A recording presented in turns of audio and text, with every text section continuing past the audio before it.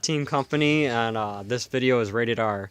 Now we have a special guest with us today. It's my pal Nolan. Sup, asshats? It's everybody's best pal Dolham here, doing a tech profile on goddamn Link Joker. Messiah, specifically. Alrighty, So, let's get this started. as you can see, start off, Neon Messiah. So, I use this starter particularly because, like, sure, the new starter gives +5 and draws 1, but honestly, I'd rather just for the guaranteed stride fodder, honestly. Just being able to search out any of the Messiah grade 3s that I have just makes this, honestly, a lot better pick for me. And trigger lineup wise, obviously 4 heal trigger. The double rare one from Fighter's Collection. Obviously. It's mandatory. No, I wouldn't say it's mandatory. It's Well, heal triggers are mandatory. Well, yeah, it's personal preference whether you want to go with this one or not, but that's just what I do, mostly just as backup. Besides, I have plenty of soul in the deck anyway. I'll just be straight with you now and just say this now. I run 12 crit. Like, just hands down, just... Freaking cancer. And he's got like 4 different, Hey, it's great. like, deleter crits over there. There's the 1 deleter crit, 2 Starvator crits, and Asteroid Wolf. I specifically just picked these 4 out because these are my... other than the effect crits, these are my favorite criticals art-wise. Run Paradigm Shift for 2 reasons. 1, I'll get into later, actually. And 2, it's just to mostly put back crits in the deck, because this deck draws a surprisingly good amount, so you can actually afford to put back a few crits in the deck, especially when you're trying to go for your finishing place. And Blink Messiah is kind of obvious. It's, you know, the special crit for Messiahs. I'm pretty sure every fucking goddamn deck runs their special crit if they can. Well, almost. Anyway, so that's it for the grade 1 lineup. So, for Sacrifice Messiah. Now, it's at 4 because the deck goes through a lot of counterblasts. Like, if you do not have this, you are going to be running dry on counterblast pretty quickly. It's a countercharger that gives +3. You can use it for counterplay with a few cards. Not many, mostly just 1 now that I think about it, but it's still nice. And it makes some of your plays more powerful or more consistent, which is nice. Now, run 3 Destiny Dealer. Now, some people might disagree with that because it's mostly run 4, you know, that kind of thing, run 4 stride enablers. Personally, myself, I've never enjoyed doing that. It's just, I'd rather have stuff like Sacrifice Messiah. Besides, when the deck draws as much as it does, or you have this guy to look out for another grade 3, you should really never be running into stride issues at all. Next up, 2 Dober. Now, I know I have Sacrifice Messiah, but this just makes not only for a nice lock target, but it also gives you a counter charge and draw 1 as opposed to just the counter charge. It's nice to call out and just lock it. It's simple as that. And I know there's Dark Metal Chameleon, especially considering it got a rare reprint, but honestly, other than maybe Arc Force and even then Resist is kind of dying out a bit because of how the new Overlord stuff is looking. Anyway, 1 of the new PG. I only run out 1 because, like, I've been testing. Yes, they can see that. I've been testing it out a little bit. It's actually not the worst thing in the world, although I rarely use it, but in that rare situation where you will use the effect in the drop zone, it's nice, and there are other reasons why I only run out 1, as you'll see later. And then 3 Cosmo Wraith, the countercharging PG for Link Joker, obviously. Now, once again, I don't actually run into that much issues with being able to countercharge, honestly. So it's just like, this is just a nice generic PG. So it's just like running at 3 might be detrimental at times, but honestly, I never have that much issue with it. And I usually get this in a good situation where it would be good anyway. So it's just in general nice. Next up, the grade 2s. I only run 2 of this because it's a little inconsistent if you don't have a booster mostly, but it makes some of the plays later on more consistent and a lot even more powerful than it already is. So that's why I run that. And then 3, Lady Fencer of Matter Transmission. In my opinion, this is just in general a good card. I love this card to death. It usually is able to hit special numbers because every time it is called or unlocked, it gains 2k in power, and then when you swing, you can counter blast 1, not once per turn because it'll get locked and then unlocked usually. It gains 5k, and then you soul charge 1, which even makes, you know, your alter ego or Neo Messiah a lot more potent and stuff like that.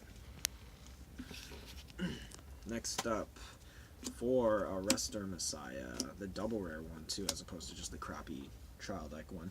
Now I run 4 Arrestor Messiah because it makes the Neon Messiah play infinitely more consistent. Just being able to call and get 2 locks off of that, or even 3 with Sacrifice Messiah, just makes it that much better. And considering you're more than likely going to have 2 locks off of Alter Ego or Neo Messiah, it just makes it all the better. Usually if you have an Arrestor Messiah in hand and you go for Neo Messiah, you usually almost have a guaranteed Neo Messiah play. And then to finish off the grade 2s, 3 Metalia Messiah. Now, I've had a few controversies with some people with this card. I personally think this is a fantastic card. Anytime on either player's turn when something is locked or unlocked, it gains 3k power. Obviously not once per turn. Because of this card, I have been able to get huge columns because of it, like because of trans cells, or when you unlock everything with Neo Messiah. It's just great. Now, there have been plenty of deck profiles that I've seen where people just run Awakening along with it, maybe at like 2 or 3. You're probably wondering why I'm not running it. It's because personally I don't really think the deck, it does add that extra kill pressure, but I just personally don't like it that much. I find it a little inconsistent and I just don't like it. It's not that great to me. Anyway, only 1 Alter Ego Messiah, just because it's nice to have that extra Messiah card just to search out. It makes Harmonix Neo Messiah more powerful if you find the situation to stride into it, and considering you can search it out with Neo Messiah, it's just in general good. So it's not a bad thing to me. Anyway, 3 Star Vader Freeze Rays. Now, this is kind of one of the reasons why I only run the new PG as a 1 of, as opposed to like even 4 or something like that, because the problem with it is it says you can only guard a Messiah card. Now that is nice. You can guard anything with Messiah, so I can PG my Metalia, I can PG Arrestor if I really want to, but most of the time, like if I have that in hand and I'm on this, I could potentially just have screwed myself over. But this, in my opinion, is still to this day, even though it was released all the way back in set 15, probably one of the best anti-rush cards ever, assuming you're not fighting something with a lot of resist. And even then, because every time you would eat a damage, you choose one of your opponent's rear guards and lock it. One of like the only counterplay in the game that I can really think of off the top of my head besides Darkface. And then it's also Limit Break, which also kind of helps with anti-rush, but considering you're doing it at 4 or 5 damage, it's not the most useful thing, but it helps occasionally. For every lock card on your opponent's field, it gains 3k in power, which I never really find myself like getting a chance to use it that much, but whatever.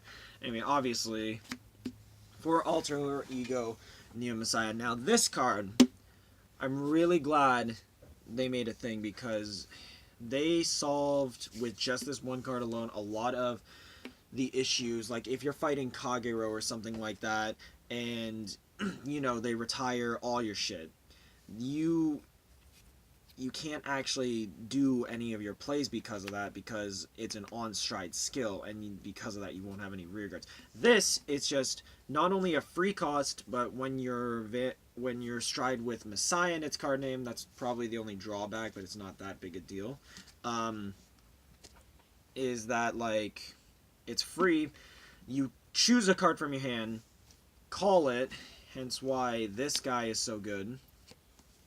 And then you can choose up to one rear guard of either player's field and lock it. So you can choose not to lock your own card, and you can lock one of their cards for free, which is, I find, just great. And really, to make this deck work, because it's more of an aggro Link Joker deck, all you really need is one, maybe two locks on your opponent's field, and you're good. And then its GB2 is just great. I find it way better than this GB2.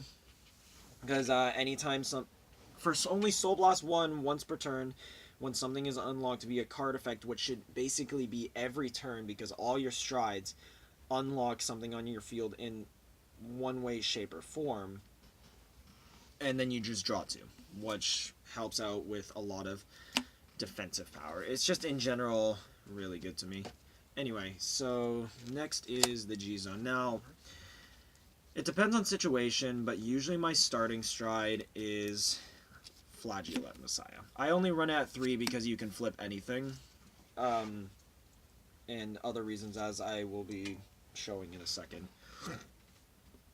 So, it says whenever it would swing, you counterblast one flip over anything. The first flip would be for another Flagellate to actually make it go off.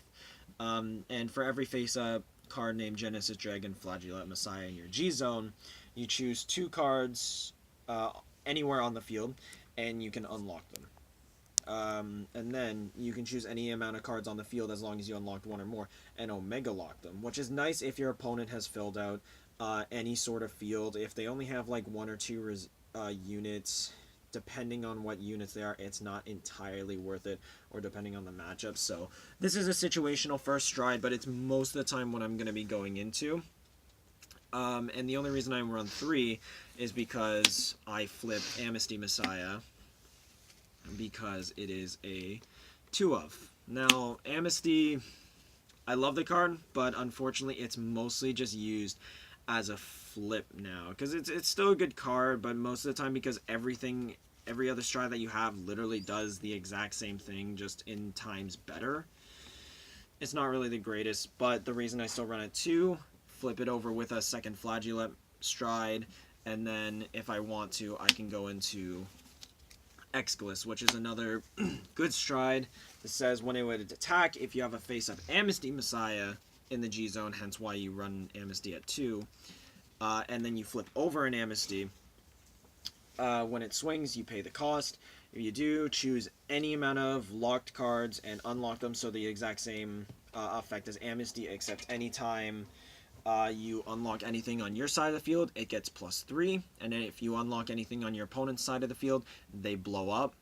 And then if you unlock 3 or more cards, it gains a crit. So I've rarely gone into this now, but it's just a nice optional thing just to put on more pressure if I know I can't really do much with an Alter Ego Neo Messiah, or not Alter Ego, Harmonix Neo Messiah play. It's just nice to have, really. And then next, 2, Genesis Dragon, Basaltus Messiah. Now this is the other first stride option that is, depending on what situation you're in, is what you would first stride into. I only run it 2 because like I only find myself ever going into it once, because at that point you should have enough hand advantage to be able to just keep yourself going throughout the rest of the game. But it's a good first stride because when you would attack, you can counterblast 1 and flip over a copy of itself. And it's really weird wording, but basically, for every face-up card in your G-Zone, you can choose any amount of locked cards and unlock cards, and either lock them or unlock them. I know I explained that in a really weird way, but so basically, if my opponent had like 3 cards unlocked and I had like 2 cards locked or something like that. If I had 3 cards face up in my G zone, including itself when it flips, I can choose his 3 rear guards and lock them, and choose my 2 lock cards and unlock them, or even lock a unit that I want locked for whatever reason. And also, when one thing would be unlocked, I draw a card off of it. So I usually use that when my opponent has little to no field that's even worth locking, or depending on the matchup too. If I'm fighting something else that unlocks like Royal Paladins with Alfred or something like that, then you only really want one lock, maybe make them waste the Alfreds. Anyway, or the Alfred Stride. 2 Transcel's Messiah. That's just a really good card, especially to get around Arc Force, because it doesn't target. It literally just says you choose on placement of Vanguard Circle, you counterblast 1, flip over a copy of itself, and you lock way to go, you lock My bad. all unlocked cards, including on your own field, and then you unlock all locked cards. Now, this is one of the reasons why Metalia I find is really good, because you go into this, you're beefing this fucker up a lot, and it can't be locked either by any way, shape, or form. It just, even if you don't target it, it just can't be locked. So if your opponent has like 4 cards on the field and you have a few cards, you'll just like literally you'll just unlock. He's just gaining so much power, and there's a few plays that you can do where you'll still draw 2 off of Ego Neo Messiah, and you have more rear guards too. It's just it's actually surprisingly a helpful card. Anyway, on to the G guard, or I almost missed one card, obviously. The most important card, your best finisher, Genesis Dragon Harmonix Neo Messiah. And yes, that's SGR as courtesy of Damien, or whatever he is on this channel. It's... I changed that. No, it's still Team Company to me. Anyway. We'll kill you. This is easily one of the best... Well, I wouldn't say easily, because like G guards are still a thing, but it makes it... It's still really good if your opponent doesn't have like 3 or 4 G guards in hand, because you can only really effectively use it when you have 5 lock cards in total on the field. Hence why I run a Ruster Messiah at 4, just to make that more consistent. But if you have, when he swings, no counterblast, choose any card from your G zone and turn it face up. Choose all lock cards on the field and unlock them, so you can do plays with some of your grade 2s to get you more attacks and stuff like that. But once again, going back to Metalia Messiah, this fucker is going to get bulky. He is going to get very, very powerful. And then he gains 5k for every card that was unlocked. So if you have 5 cards and you unlock them, that's 25k power. So that'll be at least swinging for like 51. Unfortunately, no crit, but they can't guard with grade 1s or higher. And considering at this point in the game, you'll be so low on deck, you'll be using Paradigm Shift to just put it back in the deck, you should be landing at least a few crits. This guy remembers a few times where I've triple crit him or something like that on this thing. It's freaking hilarious. And then everything that you unlock on your field also gains 5k, which is really nice. It definitely makes for a great finisher, but that's what it should only be used for. It shouldn't be for pressure, it should just be strictly for a finisher, hence why I only run it as the one of. Anyway, on to G Gradients. I actually run 5, because like honestly, it's just, there's really nothing better to run. I could run the GB8, but it's honestly not that good in this deck. And just having the options is nice. So to start off, I guess I'll start off with